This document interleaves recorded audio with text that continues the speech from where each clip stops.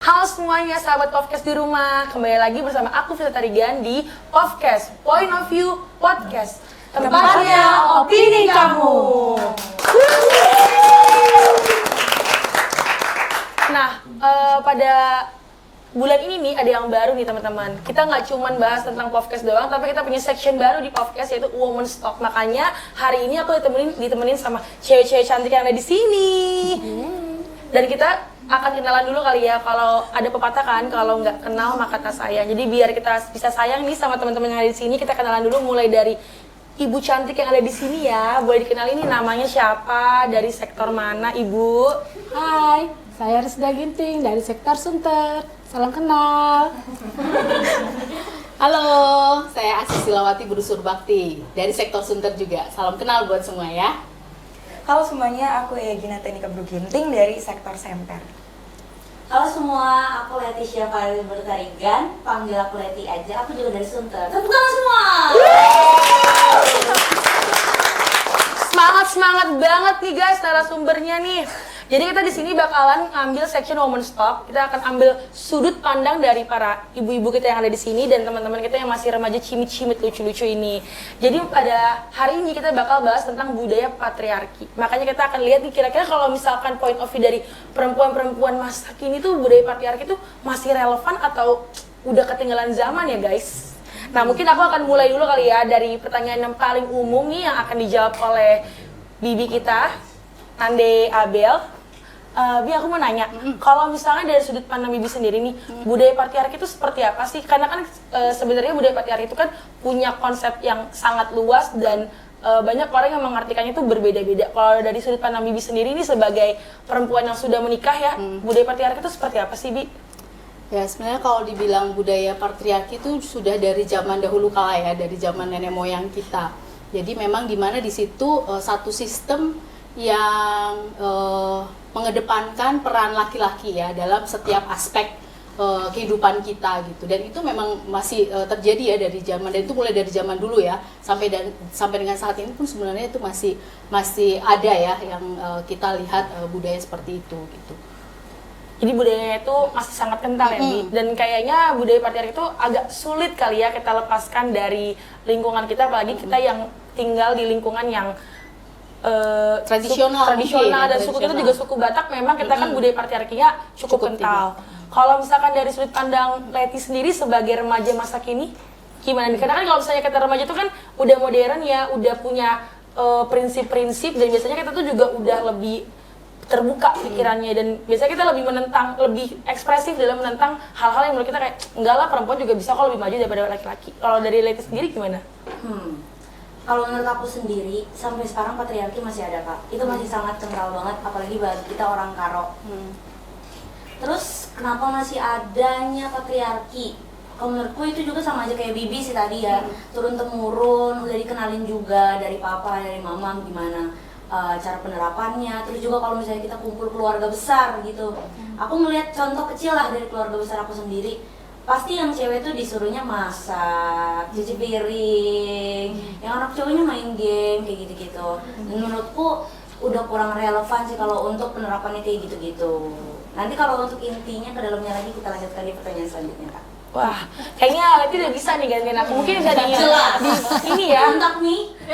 Bisa dikontak ya Leti ya kalau misalkan saya sedang sibuk banget. Kalau misalkan menurut Egin sendiri nih, kira-kira patriarki itu sebenarnya punya peran yang sangat signifikan nggak sih di kehidupan sehari-harinya Egin sendiri? Kalau buat peran signifikan, sebenarnya kayak di kehidupan ini ya memang budaya patriarkinya itu masih kenceng banget kan. Jadi kayak mau di lingkungan kerja, mau di lingkungan keluarga, kayak tadi kata Leti, itu masih melekat banget sama kita. Jadinya kayak sebenarnya itu sedikit hambatan juga buat ya kita perempuan-perempuan, kayak untuk di lingkungan kerja kan ya kita nggak tutup mata lah, banyak perempuan-perempuan yang terhambat karena dia perempuan gitu kan. Itu kan masih patriarki banget gitu loh. Nah kalau untuk di keluarga ya balik lagi kayak Leti tadi bilang, kalau kita lagi kumpul keluarga masak, sebenarnya kayak masak, bersih-bersih rumah itu kan lebih ke soft skill kita nggak sih? Sebenarnya kayak ya laki-laki juga harusnya diperkenalkan dengan hal itu gitu loh. Cuman kadang kalau kita kumpul keluarga yang kayak jangan yang cowok jangan disuruh masak, yang cowok jangan disuruh megang sapu kayak gitu-gitu. Ya itu sih yang masih yang untuk saat ini kayak nggak relevan lah buat anak-anak seumuran kita gitu. Padahal sebenarnya masak, cuci piring, bersih-bersih rumah tuh soft skill yang harus dipunyai oleh semua orang, karena ketika nanti kita mungkin hidup terpisah, hidup sendiri, itu kan harus kita lakukan ya. Kalau misalkan menurut Ibu Rizda sendiri ya Bu, peran patriarki itu ada nggak sih pengaruhnya di kehidupan Ibu sendiri? Kalau pengaruhnya sih, ya aku ya seperti tadi yang lainnya bilang ya, memang kan laki-laki ya kalau dimanapun itu ya biasanya memang ya kayak contohnya kalau di kita juga ya, kalau misalnya mau makan, laki-laki dulu, silakan laki-laki dulu, nah, gitu kan. Yang perempuan nunggu dulu ya gitu, udah habis nanti baru perempuan ya kan, gitu kan, udah habis makanannya. Berarti perempuannya nggak makan ya Bu? Gigit jari, bener. Jadi ya itu ya, memang sih bener juga ya, Pak harus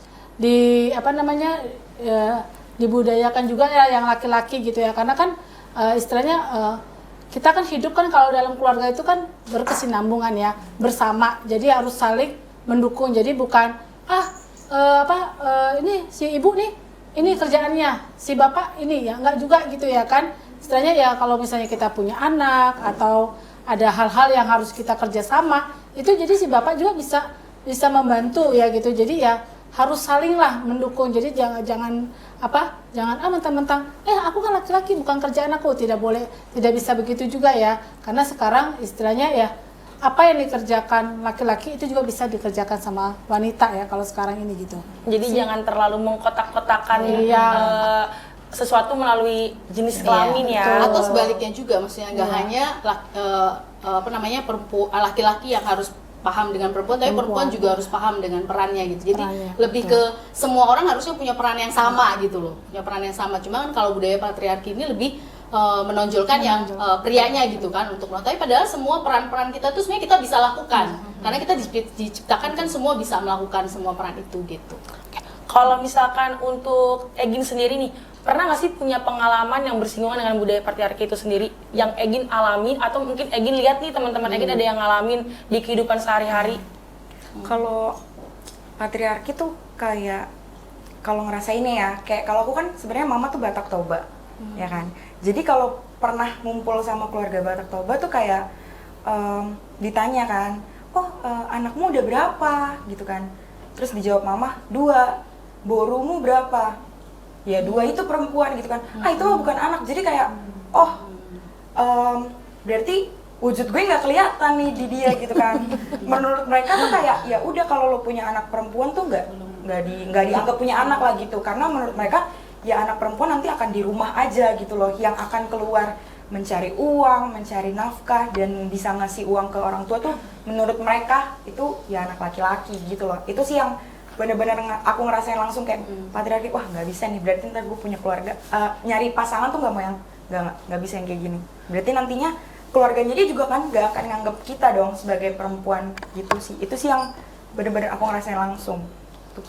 Tapi itu benar sih kalau misalnya di budaya nggak cuma Batak Toba ya, mungkin di Karo atau mungkin di beberapa suku lain itu juga ada yang menganggap bahwa laki-laki itu adalah simbol dari keluarga, karena mungkin kalau di Batak atau Toba atau Karo karena dia nerusin marga. Kalau kita kan ketika kita menikah, anak kita tidak akan mewariskan marga kita ya, beru kita tuh kan nggak akan. Terus kalau misalnya di beberapa suku lain mungkin nama belakang, jadi dianggap sebagai pewaris, sedangkan kalau misalkan perempuan itu mungkin dianggap sebagai pelengkap kali ya. Kalau misalkan Bibi sendiri nih sebagai seorang ibu, kan Bibi punya anak 2 ya, laki-laki dan perempuan. Bibi berpikir nggak sih kalau misalkan dari 2 anak Bibi itu memang yang menjadi simbol keluarga itu adalah anak laki-laki Bibi, tapi yang perempuan ya udah.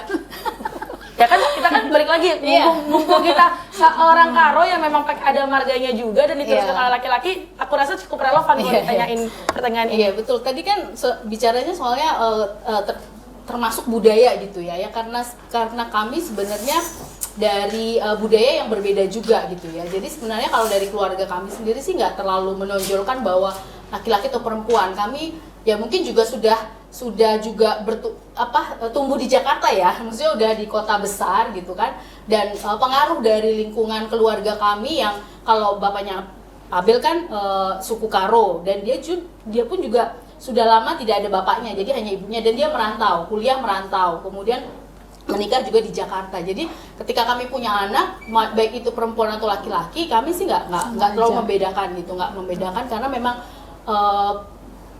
mindset kami tuh udah disetting bahwa setiap anak itu berharga, setiap anak itu adalah unik gitu ya. Setiap anak itu punya masing-masing kepribadian dan juga potensi yang sebenarnya kita orang tua yang harus menggalinya untuk bisa mendapatkan potensi terbaiknya mereka gitu. Jadi nggak harus karena aku punya anak laki-laki kemudian yang satu anak perempuan diabaikan gitu, enggak gitu. Karena kami sama. Semua porsi yang kami berikan ke anak-anak kami itu sama, baik itu dia perempuan maupun itu dia laki-laki gitu. Kalau misalkan dari Bu Riza sendiri nih, kan anaknya dua-duanya perempuan nih kebetulan. Ada nggak sih niatan kayak, aduh kayaknya belum lengkap nih kalau belum ada nih anak laki-lakinya, kan ada juga ya beberapa keluarga yang kayaknya beberapa kan sudah tidak bisa gimana ya? ada kan beberapa keluarga tuh yang kayaknya belum lengkap nih kalau anak laki-lakinya tuh belum ada, nggak ada yang nerusin nama keluarga, nggak ada yang nerusin marga. Ada nggak sih kepikiran untuk baru perempuan doang nih, kayaknya saya perlu nih anak laki-laki. Karena kan kalau di budaya kita kan ada juga ya yang dia sampai segitu berusahanya untuk dapat anak laki-laki gitu loh. Karena anak laki-laki itu dianggap ya prestis lah, spesial, padahal sebenarnya itu juga perempuan sangat spesial. Karetnya nggak dua ya. Kalau dari Ibu sendiri gimana? Kalau aku sih nggak juga ya, nggak pernah punya pikiran seperti itu. Dan puji Tuhannya memang di keluarga kami juga mertua juga gitu tidak pernah mengatakan harus punya anak laki-laki gitu, tidak pernah ya kan. Jadi ya seperti tadi dibilang Mama Abel, perempuan laki-laki itu sama saja ya kan. Yang penting bagaimana kita mendidiknya dengan baik ya kan, membimbingnya supaya supaya bisa jadi orang lah istilahnya ya gitu ya. Tidak terlalu ini ya. Suami aku juga kebetulan anak laki-laki satu-satunya ya kan. Harusnya kan ada lah ya, pasti ada keinginan, tapi dia sendiri juga tidak pernah maksa gitu, karena dia merasa ya anak-anaknya ini perempuan juga berharga di mata dia. Spesial. Berharga. Iya, betul. Karena dua anak perempuannya juga sudah cukup merepotkan kan. Terlalu banyak maunya. Di WhatsApp nggak bales, ya kan? 20 Apa nih? telepon apa nih, hampir mau dicari tim SAR juga kan. Iya, mau dicari besar memang. Aduh. Segitu berharganya ya, anak perempuan tuh begitu berharganya. Tim SAR juga bingung kalau disuruh nyari anak-anak ibu ya. Penting kali Kak. Kalau misalkan dari Bibi sendiri kan, Bibi kan juga sebagai perempuan kan bekerja ya Bi. Kalau misalkan di lokasi kerja Bibi sendiri atau di kantor Bibi tuh ada nggak sih budaya patriarki yang Bibi lihat atau Bibi rasakan? Ya kebetulan aku bekerjanya di sebuah lembaga kemanusiaan sosial ya. Jadi kalau di kami itu sudah sangat memberikan ruang untuk perempuan menjadi bekerja dan juga bahkan menjadi pemimpin. Salah satunya aku manajer di kantor. Luar gitu ya. biasa loh perempuan zaman sekarang ini. Jadi sebenarnya kalau di kantor sih di support ya. Jadi apapun bisa kita lakukan sebagai perempuan, diberikan peran yang lebih luas gitu. Dan sepengetahuan aku juga, karena kami bekerja juga bermitra dengan pihak pemerintah, sebenarnya pemerintah kita di negara kita itu udah sangat terbuka juga ya untuk memberikan peran perempuan itu lebih luas lagi di pekerjaan. Meskipun mungkin hanya berapa persen ya, kayak menteri perempuan deh ya. Menteri perempuan juga kan masih belum sebanding belum 50% dengan yang laki-laki, tapi itu udah ada upaya untuk menuju ke situ gitu. Jadi menurut aku sih saat ini tuh udah sangat terbuka luas lah untuk perempuan-perempuan bisa berkarya lebih lagi gitu.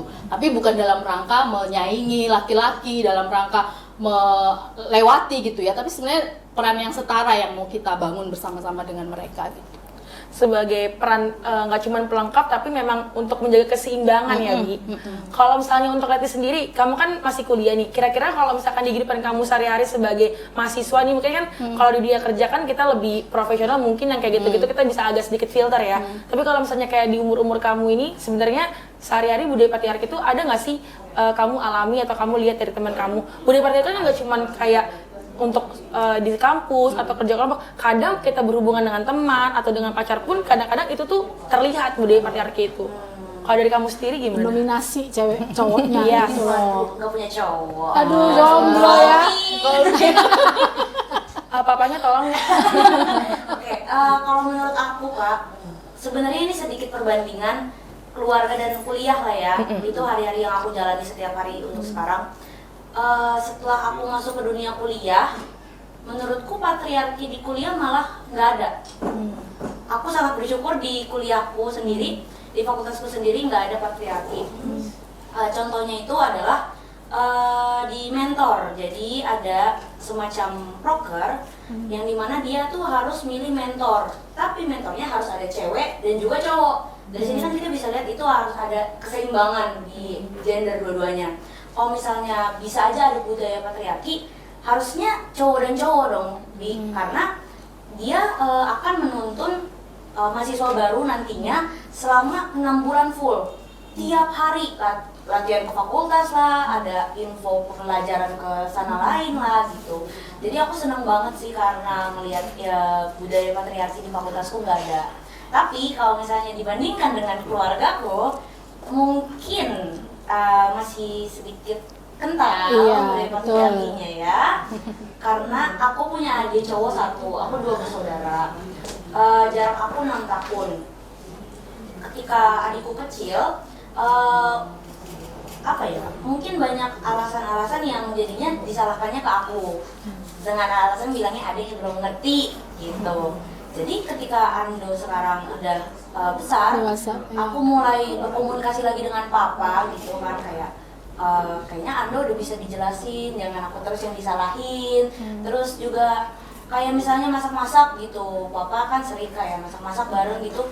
Kadang-kadang tuh aku sama mama doang yang masak, Ando sama papa bagian nerima doang. Nah itu aku ketika Ando udah mulai dewasa, aku mulai ngomong komunikasi secara asertif sama mereka kayak, ya kalau mau masak bareng-bareng lah, kita semua biar jago masak. Oh, untungnya suamiku kalau masak Jago. malah kita suruh duduk. Dia masak. Iya. Mau makan apa? Kepinginnya apa? Oh ini oke, dia buatin spaghetti apa Oh, dia iya, banget buatin. ya, Bapak ya. Iya. Pagi-pagi sama aku juga suaminya. Istrinya, Nggak ada pakai sama sekali ya. anak-anaknya yang perempuan juga gini. Oh iya. Oh udah bersih, Iya, bagus. Menerapkan. Cuci mobil juga dia. Saling mendukung. Iya. kan? Iya. Tapi untungnya makin kesini sebenarnya komunikasi juga sih menurutku Pak. Kayak dengan kita menjelaskan itu ke papa, mungkin dia yang dari kampung juga kan, jadi kurang mengerti penerapan gender equality ini gimana supaya seimbang gitu. Tapi untungnya sekarang udah nggak ada di keluargaku. Gitu Jadi deh. sebenarnya kuncinya itu adalah komunikasi Komunikasi, sebenarnya kan? Sela ya. Oh, Jadi iya. komunikasi dan kesepakatan bersama di dalam Betul. keluarga. Jadi Betul. bukan yang satu dominan atau yang lain lebih Iya. tidak dominan gitu Iya. ya. Tapi bagaimana Setara. kesepakatan itu dibangun bersama-sama dengan keluarga. Jadi yang keluar nanti tuh adalah kesepakatan bersama gitu ya. bersama, Mau betul. siapa yang masak, mau siapa yang Siapa yang menikmati, menikmati, itu iya. karena diskusi sama-sama sih Sama-sama, sebenarnya gitu. betul. Betul. capek bareng, Iya, nikmatin nikmat bareng. Karena kalau misalnya Betul. nggak ada komunikasi ya, dia juga nggak tahu kita sebenarnya nggak Iya. suka Iya. hal itu, ataupun sebenarnya kita suka. Jadi kalau misalnya emang nggak ada komunikasi, susah. Atau misalnya kalau kayak di keluarga aku contohnya, misalkan kita, misalkan contoh nih, aku kan nggak bisa masak nih, sudah jelas. Ignes yang jago. Nah, jadi kita bikin kesepakatan nih, siapa yang masak, Siapa yang nyuci piring, itu ya nggak kan? berarti dia tidak cuci piring dan tidak beres-beres. Tidak Tapi beres-beres. kalau misalkan yang masak, berarti dia bebas tuh dari tugas bersih-bersihnya. Jadi kita lebih kayak gitu. Jadi nggak ada yang udah dia masak, dia juga yang bersih-bersih, kan kayaknya nggak fair juga ya. Jadi ibaratnya kayak tadi, nggak harus punya potensi maupun bakat yang sama, tapi kita bisa pergunain hal yang lain untuk ngedukung dan melengkapi apa yang udah Talentanya dilakuin. masing-masing. Kalau talenta Sela itu cuci Makan. piring. Oh, kirain makan. Kinclong ya, kinclong. Ya lebih kalau kata Biring, buang-buang air dan buang-buang sabun. Karena sangat ribet kalau aku nyuci piring, basah semua. Kalau misalnya aku mau nanya lagi nih, kan udah banyak banget ya perempuan yang berkarir, perempuan yang punya ambisinya besar di segi karir maupun di segi akademisi. Kalau misalkan nih contoh, aku mungkin tanya kayak gini kali ya, yang usianya dibilang remaja enggak, dibilang tua juga enggak ya, setengah Setengah ya. matang lah ya.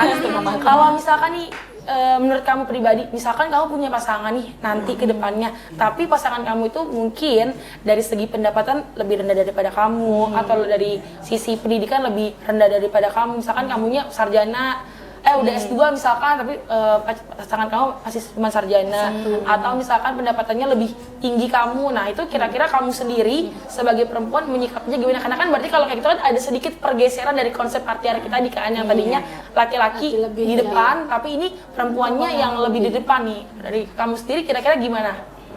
Kalau aku sendiri sebenarnya balik lagi komunikasi ya Kak. Sebenarnya kan kayak gitu pasangannya bisa jadi minder kan.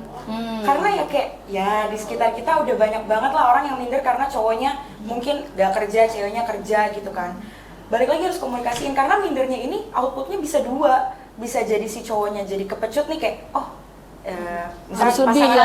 S2 nih, gue harus nyusul Harus nih nyusul, gitu kan. motivasi ya, Sebenarnya jadi dia. motivasi dong, bagus. Cuman output yang kedua dia minder dan akhirnya narik diri, jadi kayak ya udahlah dia aja, ya udahlah dia aja. Jadinya kan peran dia jadi nggak muncul ada. dong, gitu Iya. kan. Betul. Sebenarnya ya balik lagi peran, kan kita harus punya peran masing-masing. Kalaupun misalkan dari pendidikan, kayak pendidikan lebih tinggi, yang nggak menutup kemungkinan dia bisa berkarir lebih tinggi juga. Betul. Gitu kan.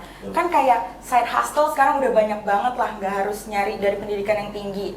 Terus kalau dari pendapatan, ya itu balik lagi, kalau mungkin dia pendapatannya balik lebih rendah daripada kita, ya udah berarti ada kesepakatan yang harus diomongin. Mungkin kayak aku jam kerjaku mungkin akan lebih lama, berarti dia akan lebih lama di rumah nih. Ya ada kewajiban yang harus dia ambil lagi gitu. Kalau dia emang nggak mau di rumah juga, nggak mau ngurus ini segala macam, ya berarti cari jalan keluarnya lagi. Mungkin dia cari pendapatan Tambahan, sampingan, ya. betul. Jadi nggak harus apa yang ada ya udah diterima gitu aja sih. Balik lagi harus dikomunikasiin, karena kan hidup nggak cuma sehari 2 hari toh, kan Ya, itu panjang. seumur hidup kita sama Betul. dia. Kalau udah jadi pasangan, kalau belum jadi pasangan banyak pertimbangan. Banyak Gitu, opsi ya. banyak opsi. Kalau misalkan dari ibu sendiri, kira-kira kalau misalnya ada di posisi tersebut gimana? Misalkan ibu tuh lebih penghasilan lebih tinggi, terus misalkan pendidikannya lebih Kamu tahu Kok aja. kenal banget? Banget sih orang dalam ya. kan ini misal. Kan pendapatan itu kan tidak hanya apa yang kita terima di kantor ya kan. Betul. Kirain tadi kan ada kenal dari Iya. mana? Tahu banget. Sahabat karib. Sahabat karib. TK-nya Sahabat kental ya? TK-nya bareng. TK-nya bareng. Udah tua dong kamu.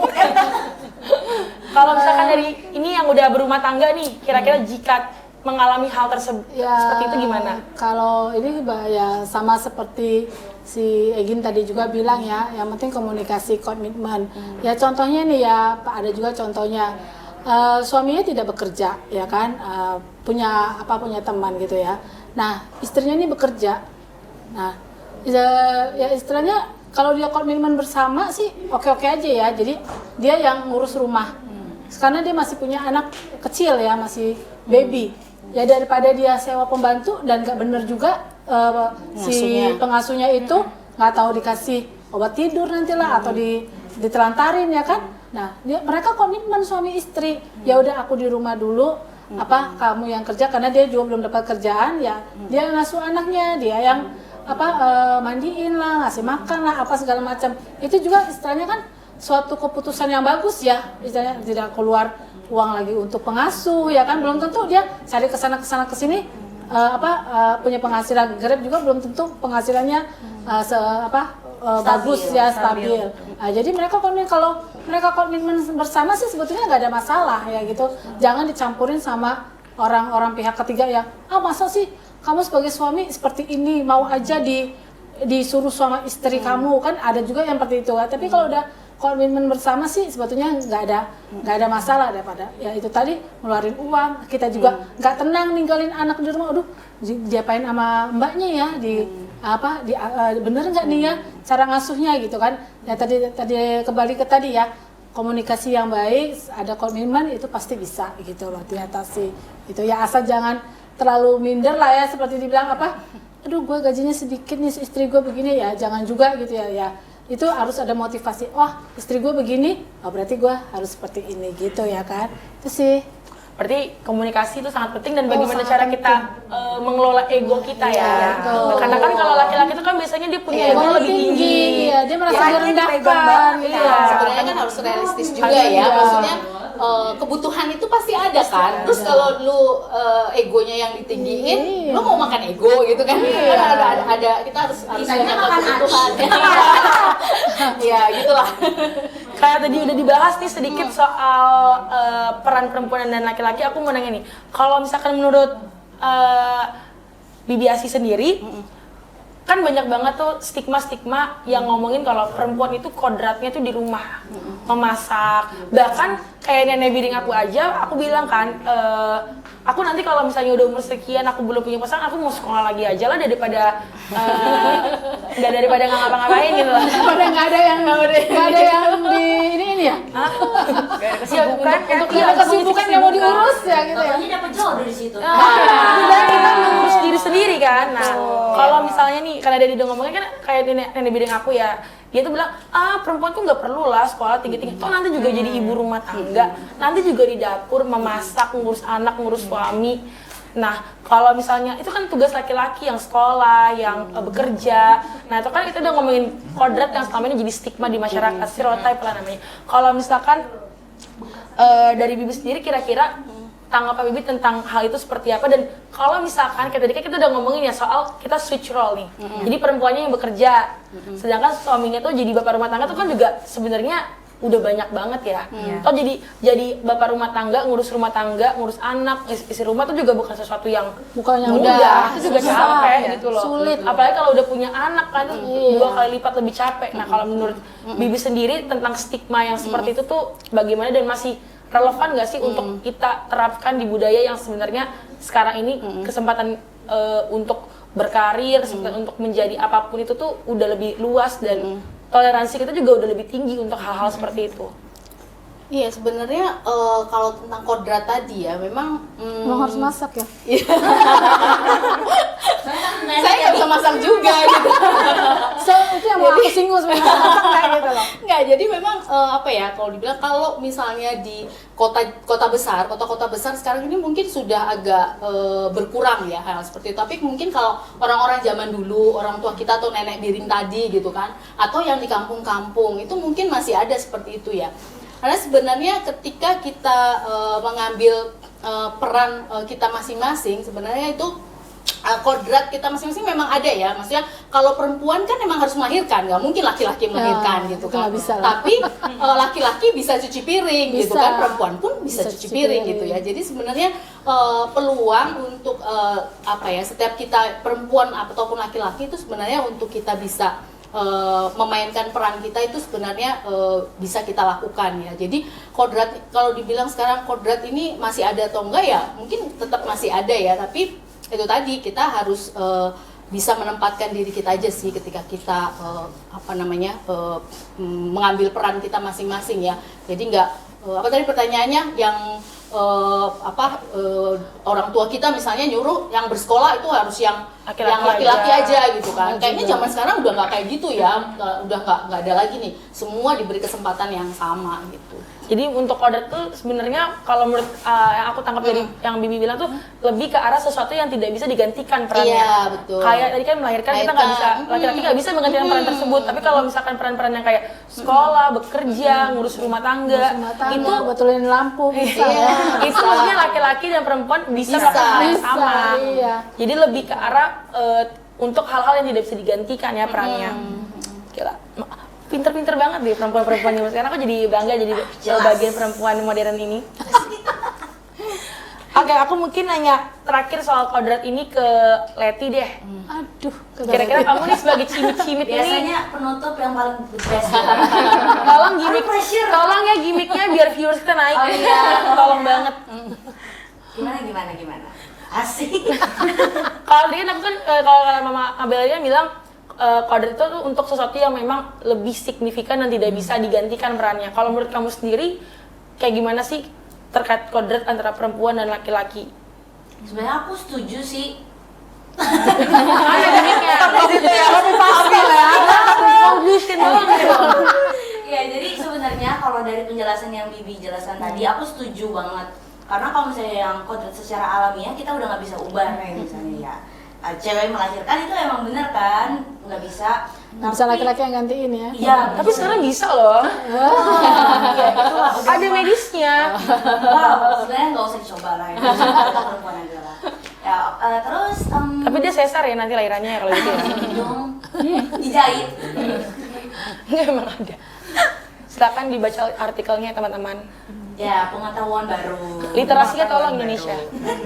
Terus, tapi aku nggak menutup juga kalau patriarki itu sebenarnya ada efek positifnya.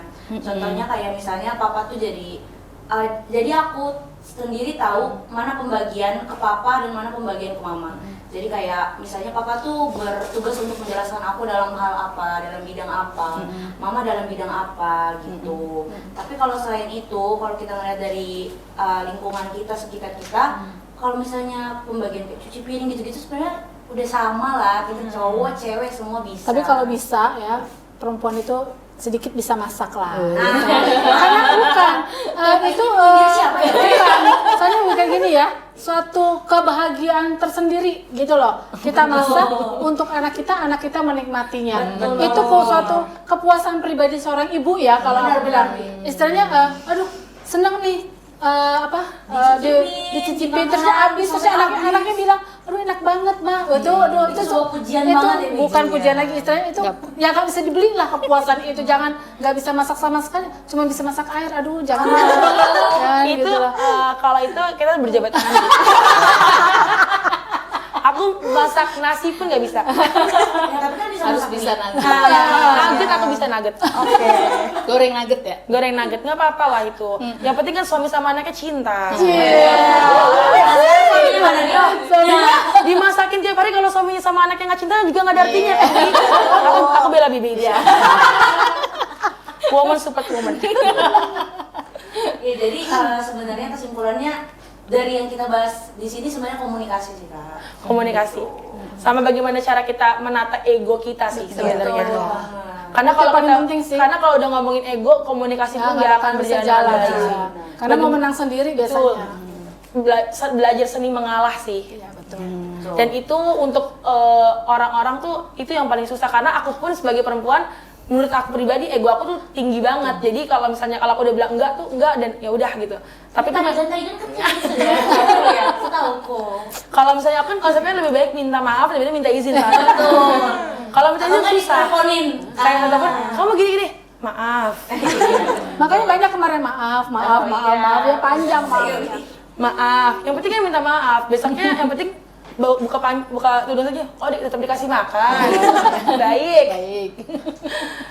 Oke, jadi berarti kalau misalnya untuk budaya patriarki ini sendiri memang adalah suatu budaya yang tidak bisa dipisahkan dari lingkungan kita, baik kita dari segi suku ataupun lingkungan kerja, itu pasti akan selalu ada. Karena memang ada peran-peran dari laki-laki yang memang kita sebagai perempuan belum bisa menggantikan, maupun sebaliknya laki-laki juga ada peran-peran perempuan yang tidak bisa dia gantikan. Dan ini bagaimana cara kita sebagai perempuan dan masyarakat luas tuh mengomunikasikanlah tentang budaya patriarki ini agar tidak merugikan satu dan yang lainnya. Dan ketika misalnya bisa dikomunikasikan, aku rasa aman-aman aja dan justru malah menimbulkan keseimbangan, karena laki-laki dan perempuan itu diciptakan itu kan sebagai Dari tulang rusuk ya. subjek yang untuk melengkapi, bukan untuk bersaing, ya kan. Jadi kalau menurut aku terima kasih banget untuk cewek-cewek cantik yang ada di sini yang udah berbagi sedikit tentang insight-insightnya, pengalaman-pengalamannya. Dan untuk teman-teman yang ada di rumah, kalau misalkan teman-teman ada pemikiran atau konsep lain, boleh banget loh teman-teman share di komen. Nanti kita bisa berkomunikasi dari komen. Jadi kita juga bisa lihat, oh teman-teman ternyata punya insight yang kayak gini ya, dan ternyata oh ini juga bagus, dan ternyata belum sempat bahas nih di video ini. Jadi untuk teman-teman di rumah jangan lupa terus saksiin podcast setiap hari Minggu tayangnya di Instagram dan maupun di YouTube. Jangan lupa follow, like, komen, dan subscribe juga. Dan jangan bosan-bosan untuk ketemu sama aku yang paling cantik ini. Dan aku penggantinya.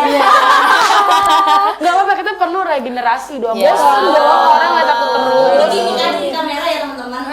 Tolong dicatat ya, tim produksi kami. Tim produksi nggak? Kontak nih. Untuk teman-teman yang mungkin mau di-endorse jualan-jualan danusannya dari ronggon-ronggon lain, boleh banget kontak kita di Instagram kita, DM kita ya guys.